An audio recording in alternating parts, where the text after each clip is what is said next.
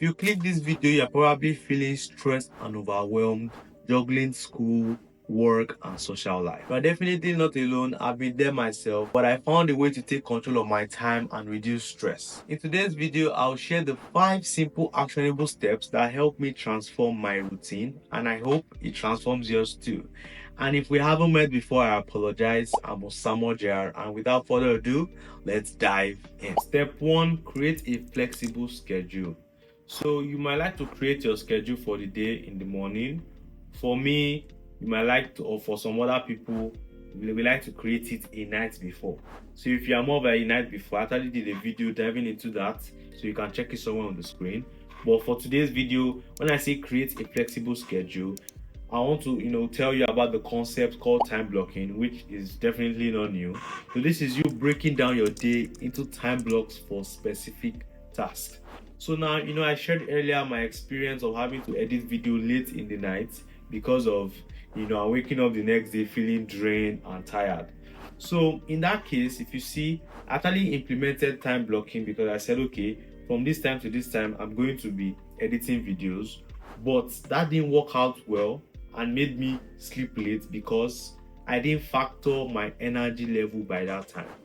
So now I also, as I've said, you should time block. I also want you to keep in mind your energy level on by the time you are basically, or you schedule to do that task.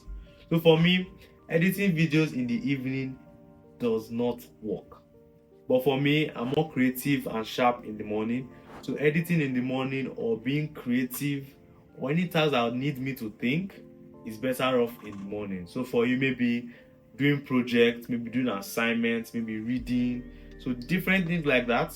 So for you to implement this, I want you to get a paper, write the list of all the activities you do in your day. So when you have written them, look at them and say, okay, which time would be best for me to give my best to this task? Okay, so let's say preparing for an exam that's coming.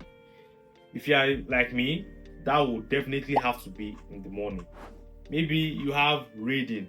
So some might like to read before bed, which is fine. People like me, we're gonna sleep off. So something like that, depending on where it is for you. So I want you to write that list. Okay, this is better in the start of my day. This I can put it in the middle when I still kind of have, but this I can do when I don't necessarily need to feel sharp to do it. So basically with that, I want you to use that to kind of create a flexible schedule. So you could use a calendar, or if you prefer having to-do lists, that also works. I personally use a calendar on my phone, so it's free. And basically the whole thing about this is be flexible. So we all know unexpected events come. You have to go do this urgently. You have to do this now. Things like that will happen. So I would say, while creating your schedule for a day, create like times that okay, something can pop up, then you can utilize that time for it. So you don't have to feel angry when something like that happens. Step 2, morning check-ins. So starting your day with a routine can set the tone for the rest of your day. So for me personally, how I like to explain, or how I say I've experienced this, is days when I don't plan what I'm meant to do the next day.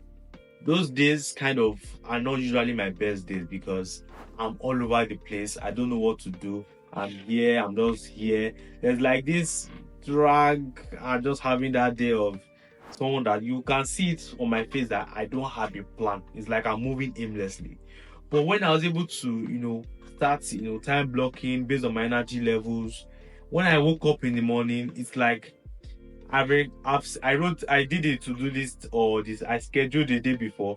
So it's like already in my head of, okay, this morning we have workout by this time to this time, then we have to get ready by this time to this time. So as if everything's already in my head. It's just like, okay, wake up and go. But look at it, if you didn't have a plan and you wake up, it's like, and you ask yourself what I want to do today, and you say, I don't know, you will notice that you kind of start feeling a bit sluggish. Like, there's no real purpose for the day. You're just going to be chilling in bed. Some of us might never even stand up at all. What I would say is that, set intentions for the day. Then if you do your to-do list or your schedule a night before, review it in the morning to kind of get up to speed. Okay, this is what I have to do for today. If you do it in the morning, set out the time as among like the first maybe couple of things you do in the morning to plan out your day so you don't end up everywhere. So that's what I would say on that aspect of morning check-in. Step 3, build in breaks. This one was a very, very, very hard one for me. I'm not gonna lie, because I struggle with this a lot. So, like I mentioned time blocking in the beginning with the energy levels. So, I personally schedule, okay, editing 9 to 10, something picks up from 10. So, there's no like break it from 10 to anything. It's like go, go, go, go, go, go, go. So, maybe the only break maybe it might be lunch and maybe dinner. Those are like the only breaks I have. And honestly, it kind of helps me, or will I say, it makes me feel drained fast. So with this, I would say it is very important because when you take regular breaks, you can improve your focus and productivity. So let's say you have set out a time block for your project for like 4 hours. So what I would say is that we have like you probably heard of the Pomodoro technique, maybe 25 minutes on, 5 minutes off. Usually people customize that. Me, that's I'm not a fan of 25 5 25 5. Sometimes I prefer an hour, maybe 10, something like that.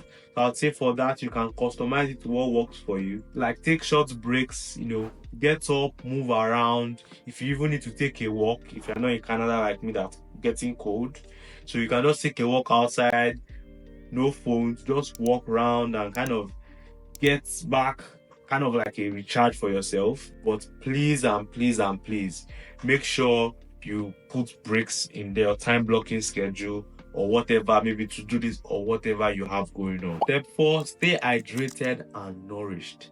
So staying hydrated and eating healthy foods can improve your focus, energy levels, and your overall well-being.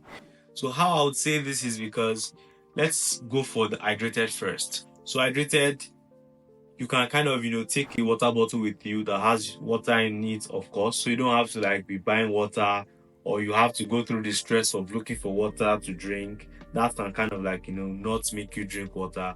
So I'll say have water bottles with you, kind of drink. So I think there's like a recommended level of water you should drink each day. I'm not quite sure of it, but make sure you're always hydrated. And another thing is what you eat. So for me personally, I know that sometimes you have to eat some of those nice foods. So you can eat that later in the day, but in the morning especially when you want to be creative. I don't want you eating all those burgers, pizza in the morning, please, for the love of goodness. So in the morning, during those times, try and be very strict with what you consume. Maybe later in the day, you can draw back a bit and eat whatever you want. But that time where you know that your focus is high, try your best to reduce or be picky about whatever you eat during that time. So keep a water bottle beside you, have regular meals. So if you can even have specific times in a day when you have those meals, that's also awesome. So find what works best for you and run away with it. Step 5, evening reflection.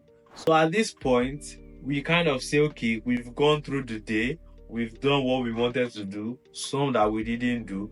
So now this is the phase where you actually improve, because all those things you were kind of like just trying everything. Like I said, it's a process. You were just doing this. Maybe you ate by this time today to see how it works for you. You did this, you did that. You're just testing.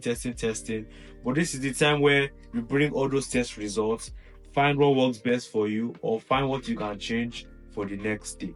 So for me personally, evening reflections are kind of like more of like, okay, today, what did I do great today? Okay, I used my editing time productively. I was able to finish.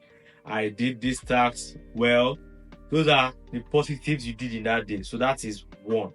Then the next is, okay, what can I improve better tomorrow? So let's say, I was a bit sluggish to get up from my bed. I could be more sharp with that.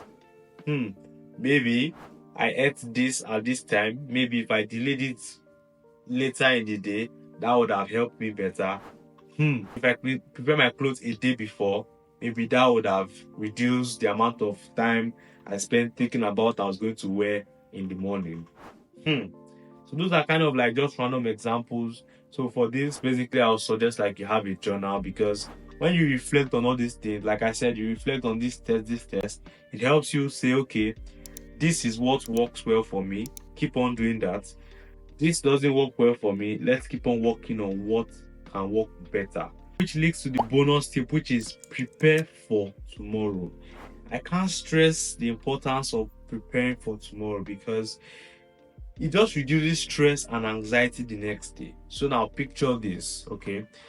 Me, once upon a time, a night before, I will just sleep, whatever happens. Then the next day, I'm thinking of what to wear. For some of us that are in schools that we have to wear uniforms, they basically solve that for you, because you already know what you have to wear the next day. It just has to be ironed already. But for us that we kind of have to do some mix and matches by ourselves, that's not the case. Another thing I do is planning my day a day before. If that works for you, awesome. If that doesn't, maybe still try it.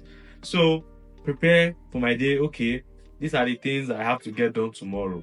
What are the top priorities? Okay, I have to edit this video, I have to shoot this video. Top priorities, put them in first. Maybe you have to go to work, put those ones in first. Then the other ones that maybe nothing will happen if you don't do them, you can then slot them in the empty spaces in your calendar and do them. Like now, if you were to do all these things and you wake up one day late, something happened, you forgot to set an alarm, or you didn't even wake up to the alarm, people like me, you are able to, okay, your everything is packed up already. You just need to rush, get ready, carry your bag that is already packed, wear your clothes that is already set, and off you go. Imagine you are late, you didn't wake up early, you're thinking of clothes you want to wear, thinking of the laptop you want to carry. Then you start saying something like, I dropped the laptop here. Shibi, I dropped the laptop here. I thought it was here. Things like that, they start stressing you out before the day has even started.